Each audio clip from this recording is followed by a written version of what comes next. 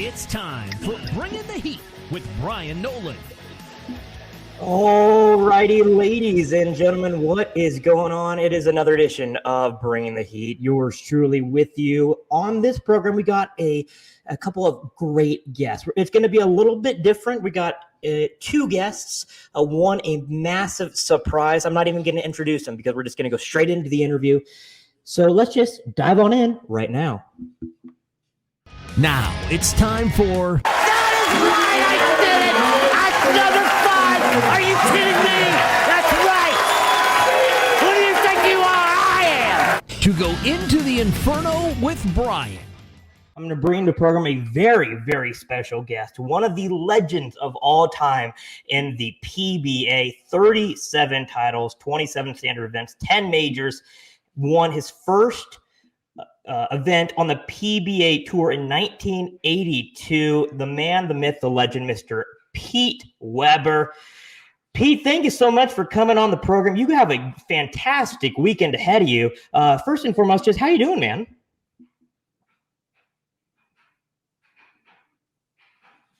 You know, I'm not quite used to doing this, but, you know, it'll be fun.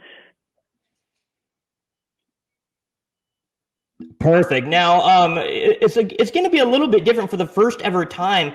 The PBA is having an all-star event.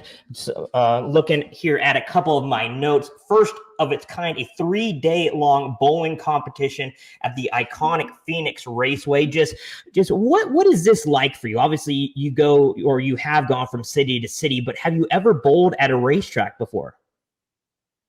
I have never bowled at a racetrack before, Bryan. It's kind of strange for me. I think it's going to be strange for the other guys too. But you know what? It's going to be a great weekend. Skills challenge tonight. They got or Wednesday night they have the skills challenge. Thursday they have the taping of the legends and the up and coming stars and the stars of today. And then Friday, I'm not real sure what they're doing Friday, but I know there's 10 to 12 of the drivers that are going to be bowling with some of the pros. So, you know, that's going to be a very exciting weekend. Yes, it will be. Once again, the All-Star Skills Showdown will be airing on March the 15th at 6 p.m. on FS1. The Legacy Cup, in which you will be part of, which will be on 3/16 at 1 p.m. And then once again, the PBA NASCAR Invitational at Phoenix Raceway presented by Go Bowling will be on March the 17th. Pete, couple more things here before we let you go, my friend. Just obviously, Go Bowling has had a part in NASCAR for a few years. Just what is your relationship like with NASCAR? Are you a fan of the sport? Do you follow it on a weekly basis? Just where's your background with the sport?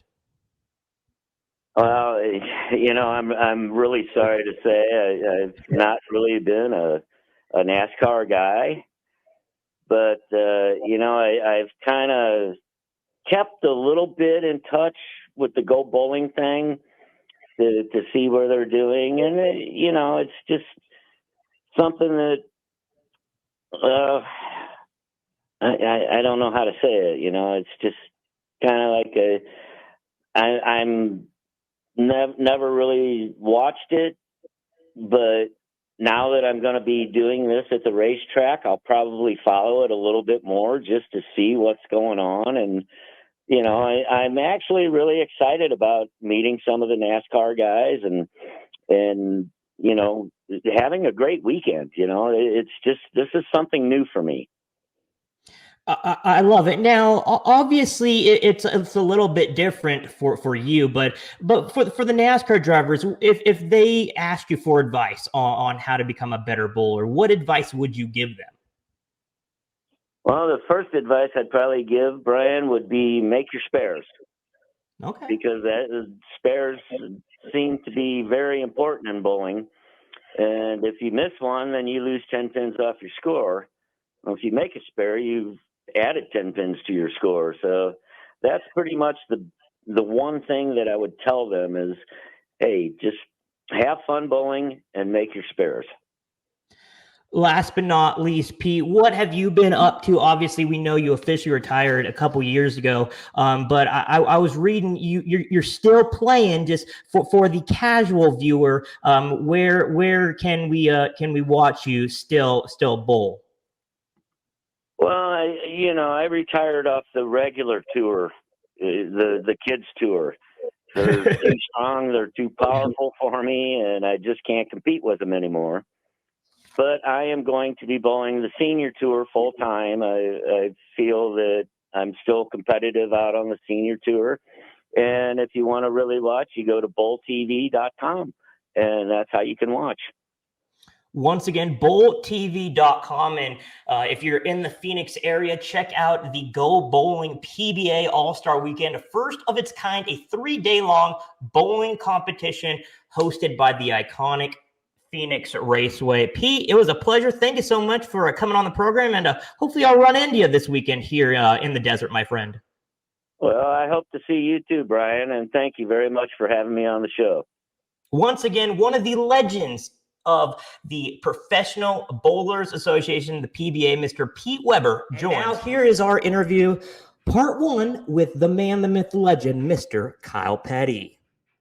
Now it's time for...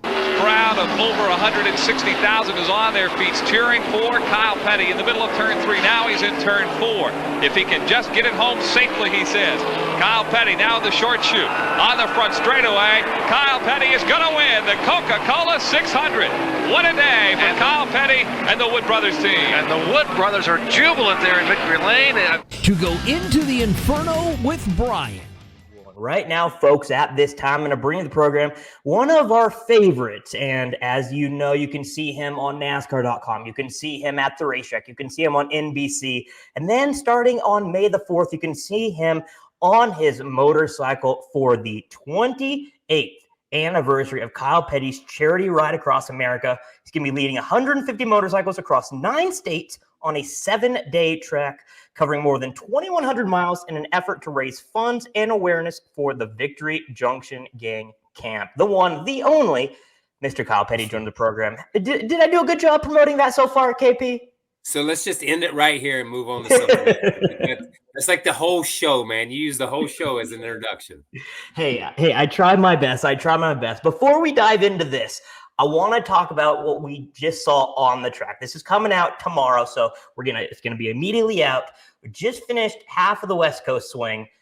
I asked one of my co-hosts this. It feels like this could be a Hendrick Motorsports season. Although it's 3 races in, KP, does it feel that way to you? Oh my God, we're 3 races in. Listen, you're already getting married. This is like you date a girl 3 times and you're married her and that's it in the conversation. So yeah, listen, this 3 race. Here's what I have learned through countless years in this. And I use 2 people in particular, Greg Biffle, back, I don't even know, 10, 12 years ago, maybe longer than that ago. And Tony Stewart. And my point is this, is Greg Biffle came out so flippin' hot one year for the first 15 or 20 races, unstoppable. And then about the 21st or 22nd race, they moved Roush Racing headquarters to Antarctica, and he got so freaking cold.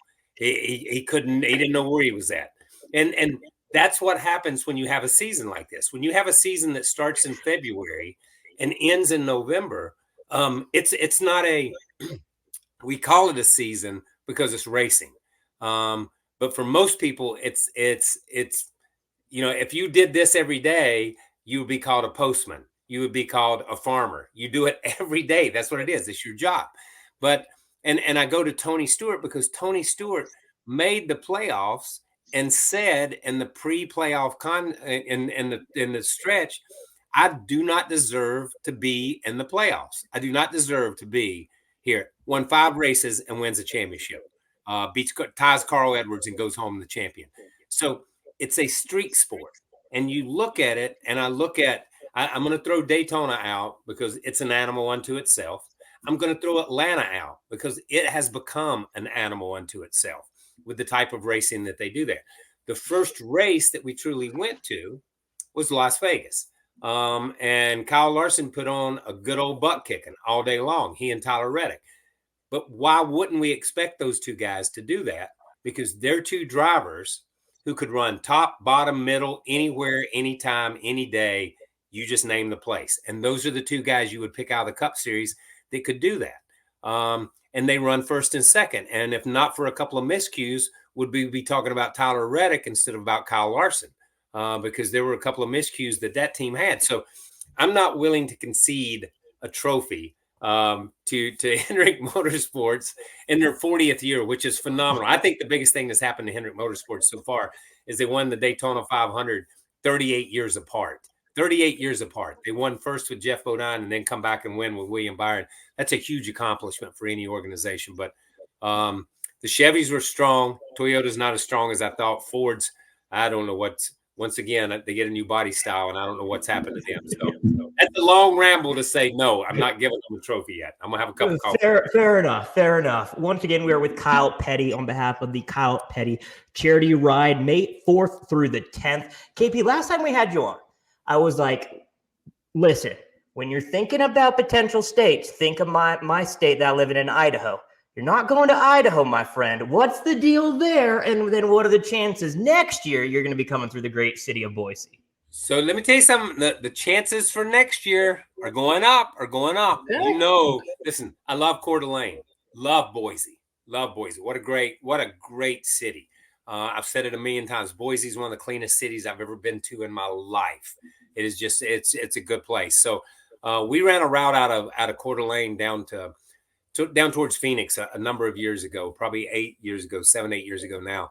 And there's a clamor to come back and run that route again because we had so much fun and it was so pretty. So, you know, I got the Idaho, Iowa. I just got them mixed up, man. I'm not good at geometry, man. I mean geography. You know what I mean. I got you.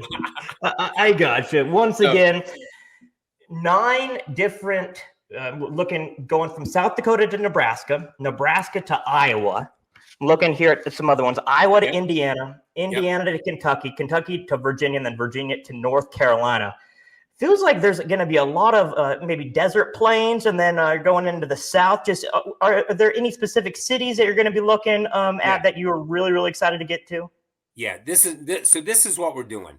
So we try to come up with a theme on these rides. You know, we've done across America, and that's what it's always going to be. It's always going to be across some part of America. I think we're afraid to leave the country. They may let other people. This is my political statement. They may let other people across the border. I'm not sure they would let us back across the border. So that's it. But I will say this: we're leaving Deadwood, South Dakota. We're coming down through Nebraska, and we're going over to the Quad Cities there, over to Davenport, to Bettendorf, Iowa, and that's right on the Mississippi. And then we go from there down to Indianapolis, and we go from Indianapolis down to Bowling Green, Kentucky, and then we go to Bristol, Tennessee, and then we go home. And the point of that, and the reason we're doing is we try to have a theme, and we're calling it the Amera Icon Ride. An icon, we're using the word icon because we're starting at the iconic Mount Rushmore. We're going there. We're crossing the iconic Mississippi River. We're going to the iconic Indianapolis Motor Speedway, and we're going to make a lap. We're going to stop and have lunch at the iconic Churchill Downs there in Louisville, Kentucky. Then we go from there to Bowling Green, Kentucky, to the factory where they make the iconic Chevrolet Corvette. So we're going there, and then we're going from there to the greatest freaking short track in the country. I don't care what you say, Bristol, Tennessee. You know, that little bowl, that little place, that stadium. And then we're coming back to camp because it's the 20th anniversary of camp this year. You can see my hat. It's our 75th anniversary, the Petty family's 75th anniversary in the sport. 28th year for the charity ride and the 20th anniversary for camp. So we're going to hit some iconic places along the ride this year. You mentioned the 20th anniversary of camp. Just did you ever think it would be as big and as successful and rewarding for you personally as it is now? No. Look, you know, Adam's accident happened. in 2000, and we started on a camp and we had it up and running and started seeing kids in 04. And, we thought, man, it's never going to get any better than this. And here we are 20 years later. And through camp and through the REACH program of going to children's hospitals, we've seen over 120,000 kids and their families in the 20 years. So that's a huge number and a huge statement for what camp has become. And it's because of the NASCAR community. I say it all the time. It's because of Kevin Harvick. It's because of Michael Waltrip, Dale Jr., Jimmy Johnson, Jeff Gordon, BJ McLeod, everybody. Listen, everybody. And all those fans out there that donate and continue to donate and send kids to camp. That's what it's all about. Once again, that was Kyle Petty. Big thanks to Pete Weber, one of the greatest, if not the greatest, PBA Tour player of all time. He's going to be teaming up with Chase Briscoe and Eric Amarola for the Go Bowling event. The PBA All-Star Game is going to be at Phoenix Raceway this upcoming weekend, Friday through Sunday, like Pete and I talked about. So it's going to be fun. So if anyone is out there, I highly encourage you guys to go and check that out. Let's dive on into what is still hot. What's still hot? It's time to upgrade you on the latest news in NASCAR. Alrighty, I'm going to bring into the program one of my favorite human beings on the face of the planet, and the one that actually encourages me to do the right thing, unlike Mr. Michael Mass, who encourages me to do the wrong thing. Mr. Danny Peters. Danny, baby, how are you doing, my friend? Noli, baby, it's great to see you. It was lovely to see you this weekend in Vegas, and I get the double hit of seeing you this past weekend in Vegas, and this weekend in Phoenix, which is, I know, it's like birthday, Christmas, Easter, Thanksgiving, all rolled into one, my friend. I absolutely love it. It's going to be fun. Let's dive on into what we saw in Vegas. So this past weekend felt like domination. We talked about this on our PRC with when we were at the track on Sunday, but it felt like there was one person that was dominant and he won the race. Kyle Larson dominating. Tyler Reddick had a little bit of a charge at the end, but too little too late. Now this comes after William Byron won at Daytona. 2 wins for 3 races so far. Danny, is HMS the favorite this year? I mean, I think it's too early to say. I mean, obviously they are always going to be in the mix because they're a powerhouse team, and Larson leading 181 laps, winning all 3 stages, his 3rd win and 24th win overall at Vegas.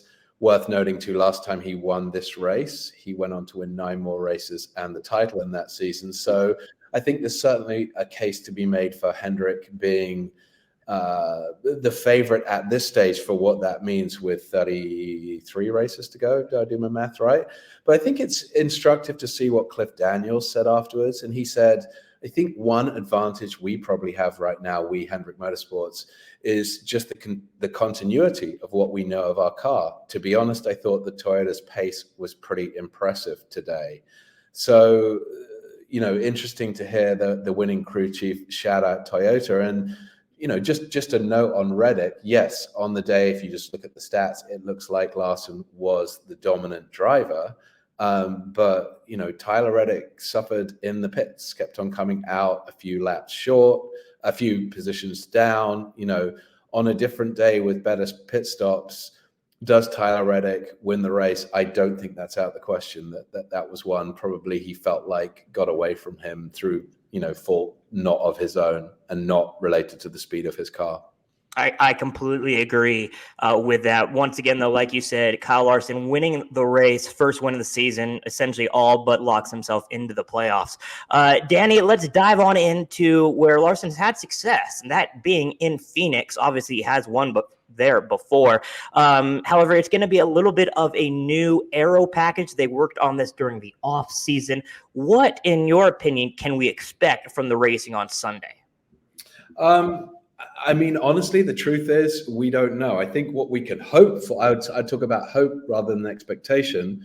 Our hope would be that we see a better race with more comers and goers than perhaps we saw last fall. And certainly the the next gen car has been good on other types of tracks, but it has not been good on the short tracks in the last couple of years. So the hope is that test that they did in December will lead us to, better racing and more comers and goers across the course of the day. There's actually a really great interview with Marty Schneider, Jeff Burton, and Steve Letarte, where Steve Letarte kind of goes into some of the details around the sort of the specifics of what has been changed. So I don't know if we do show notes, or we could put that in the show notes, or but that was a good sort of technical explanation of the differences. And I'm not going to try and Steve Letarte it, because I'm no crew chief. But I think we look back to the race that you and I were both at in the fall, and obviously it was an exciting day to see Ryan Blaney become a first-time champion, 3-generation racer. But the race itself wasn't that compelling. And, Chastain was able to air block. And perhaps the most compelling part was listening to Blaney complain on his radio about Chastain. Exactly. Chastain was able to air block his way to the win against Blaney, who was probably on the day a faster car. So, the hope, I think, is that we can see more passes throughout the field, more passes for the lead. And, I think one final thought here is, two final thoughts, actually. One, I think it's important that the short track package gets better. Like the short track races, the Martinsvilles, the Richmonds, the Bristols, it's important that those races are good, because traditionally they have been. But, credit to NASCAR for taking a look at it and actually saying, we need to try some things out here. And it sounds like maybe they hit on something in that fall test with the 6 drivers, but the proof will be in the pudding when the whole field takes to the track. So not sure what to expect. Fingers crossed. I'm hopeful for a really compelling race on Sunday. And Sunday. Yeah. I'm hoping for Saturday. I was going to say we want we need the Xfinity race to be exactly. They had a little bit of a illustrious day on Saturday too. So if I could see 2 great races with you, I would love that. Let's dive on into our soundbite of the week. Well, Tony, what angered you at the end of the race? What did you take issue with? What the hell do you think I was mad about? Dumb little runs us clear down to the infield. He wants to about everybody else, and he's the one that drives like a little. I'm gonna bust his ass. Thanks, Tony. Thank you. And short track racing. It's time for the sound bites of the week. I thought we got better all day, which is good. Obviously, I wish we had more, but we got better all day, from where we started, where we qualified. I thought we ended kind of our best, probably. So that we were able to get kind of in front of the 19 and the 11, who was pretty good, 54. So didn't have anything for the 5 or 45 all day. But, proud of the effort. Just hopefully it's a good learning experience going forward. Hopefully we're in a good spot. Larson being fast, not a surprise, but is there anything else that you thought that we could take from today as far as going forward? I don't know. Chevys are still fast. Toyotas are still fast. And Fords, we had a good showing today, too. We just got a little bit of work to do.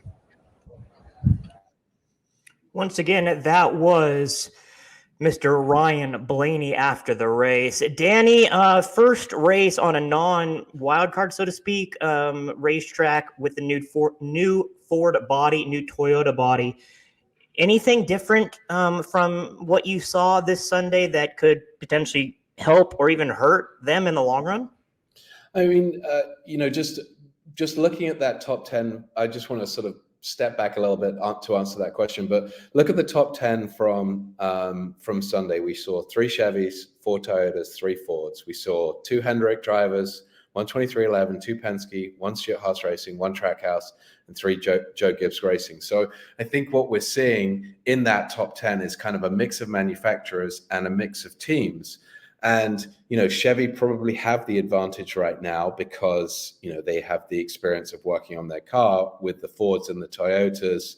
That was the first time they were on an intermediate track with the new bodies. And, something that Denny Hamlin talked about in his, I think it was his bullpen beforehand, but he talked about aero maps and how, those before the race were theoretical for Ford and Toyota. So this was their first, Ford and Toyota, their first chance at really getting some real actual on-track action and some data that they can kind of work with moving forward. So, again, I feel like I'm answering this for every question, but too early to tell right now what the advantages or disadvantages might be for those teams. Certainly, there's a case to be made that the Toyotas look fast. They had, 4 finishes in the top 10. Reddick looks strong. The Joe Gibbs Racing cars look strong without ever actually challenging for the lead. But I think it's just going to be more and more data that's going to help them, and they'll start to be able to work on their setups and refine things as they go to the track each week. And, certainly it feels like the field is even closer this year than perhaps last year. And last year it was pretty close. So too early to tell what those advantages or disadvantages might be, but certainly on the sort of one race alone, you'd certainly say that the Toyotas look strong and the Fords don't look not strong. What's the opposite of not strong? Weak. The Fords don't look weak. Look at you using your adjectives. Attaboy, Danny. Good job, buddy. I'm proud of you. My dad was an English teacher, high school English teacher for 45 years. He would be appalled at that statement I just uttered. But maybe we can edit it out and make me sound good, Trey, do not edit this out, young man. Trey, do not edit this out because you are a good boy. Shout out to Trey. Thanks, Trey, for all the work you do behind the scenes, my man. We appreciate it. Shout out, Trey.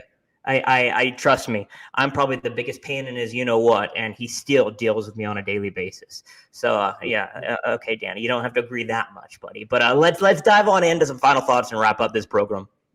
It's going to be a drag race all the way back to the start-finish line.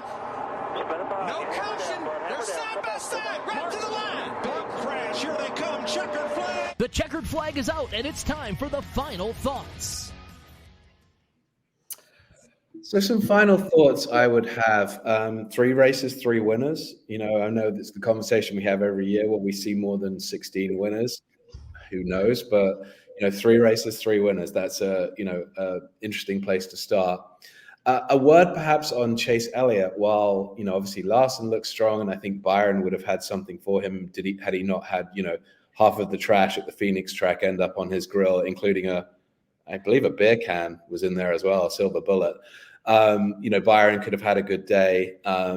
But Chase Elliott, it's now 37 races since he last went to Victory Lane, Talladega in October of 22. And he certainly looks like he hasn't hit it quite as well as Larson and Byron have. So kind of interested to see how Chase does as the season progresses, but certainly feels like he needs some good, solid runs. Couple of other thoughts I have. Shout out to Daniel Hemrick, 3 straight top 20 finishes to start the season. A good start for Hemrick, all things considered. And then legacy Motor Club drivers Eric Jones and John Hunter Nemechek in 15th and 16th in overall standings, so both in the playoff spots at this stage. And then just one final thought, if I'm allowed a lot of any other business final thoughts. Worth noting that Joe Gibbs Racing have not had a single top 5 finish in the 4 next-gen era races at Phoenix. So I wonder if we'll see a change to that this weekend, but certainly something to note for a powerhouse team with championship aspirations. What a great stat that was. I mean, I didn't even know that. So thank you, Danny, for that. I'm going to go with a little bit of a different direction, a little curve of the direction. On Friday, we saw the 3rd African-American, 3rd black guy to win a NASCAR event, Rajah Caruth. He was facing off against Kyle Busch, Christopher Bell, Zane Smith, among other Cup drivers, and that didn't faze him at all. He, after a tough couple of weeks, the incident at Daytona, he went into Vegas, fast in practice, sat on the pole, and flat out beat Kyle Busch, flat out beat Ty Majeski, Nick Sanchez, among others. This is a huge, huge step. And with Kyle Larson's victory on Sunday, 4 drivers have won from the Drive for Diversity program. Nick Sanchez, Daniel Suarez, Kyle Larson, and obviously Rajah Caruth. For NASCAR to have this good of a start in trying to change the diversity of the sport, it could not have come at a better time. And Netflix has made the ratings go up. The racing has gotten a little bit better each and every week. Obviously, Sunday wasn't as amazing as Atlanta's was, but it was still better than what we've seen in the past. Will it continue to go up in Phoenix? Just got to wait. find out this upcoming Sunday. Once again, Danny, it is always an absolute pleasure. Now, you only write once a month now, and I'm pretty sure you wrote something last week, so just plug that once again, and then what are we going to be expecting out of you come Phoenix, bro? I did write, and I wrote about Logano, Keselowski, and Tyler Reddick having had a tough start to the season in those first 2 races, and I think we saw a little bit of a bounce back from all 3 of them, certainly from Tyler Reddick. But as far as Phoenix goes, what you'll see from me will be a lot of video, a lot of photography. Really, what I try to do when I'm at the track is give a flavor of what it feels like to be at the track, both in terms of video from right on the fence to photography that kind of tells the story of the day. So always enjoy the opportunity to share that content with the Front Stretch fans around the country and even around the world. And my other big job in Phoenix will be babysitting you and Kevin Nix. I think Kevin Nix I think he's like 12, 13. I don't know how old that guy. I think he's about 20. And I don't have Massey this time to both. So no milkshake date for me with Massey. And no kind of, way to get in between the 2 of you. But excited to be at the track and help tell the story and continue, the great coverage that, Front Stretch does at the track each and every week. And, all kidding aside, excited to spend another weekend with you, my friend. It should be great. We're looking forward to it. I love it, and that's what we try and do here at Front Stretch. We don't just go to the race, we want to be there. We want to tell the story that doesn't get told on your TV or your radio stations. We want to get you behind the scenes to stories that you may not hear or watch on your television and radio screens. That's what we are here to do. So once again, our frontstretch.com, at Front Stretch on X, on TikTok, on Instagram, and everywhere. You can find our social media at Front Stretch. Once again, a big thanks to Trey Lau for hosting this program. We got a fantastic part 2 interview with Kyle Petty next week, and then we're going to be recapping everything from Phoenix. Once again, Through the Gears is coming up next on the podcast networks from Front Stretch. That comes out on Friday, and then you got Stock Car Scoop recapping it on Sunday. For Mr. Danny Peters, big thanks to the producer, Trey Lau. I am Bryan Timothy Dale, 19. Hey everyone, Dalton Hopkins here with FrontStretch.com. Don't forget to hit that subscribe button and check out one of the 2 videos next to me to see more of our racing content.